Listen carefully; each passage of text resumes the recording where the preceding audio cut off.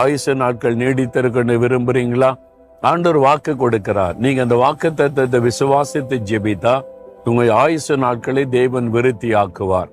அதற்கு பல ஆலோசனைகளை வேதத்தில் ஆண்டவர் எழுதியிருக்கிறார். அதுல ஒரு முக்கியமான ஆலோசனை தெரியுமா?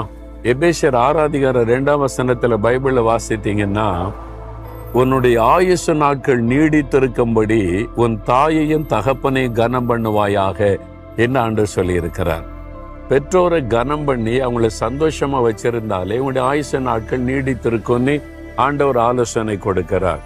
சாப்பிட்டேன், ஓடினேன், நடந்தேன், அது மாதிரி செய்தாலும் எத்தனை பேர் பாதியில போயிடுறாங்க.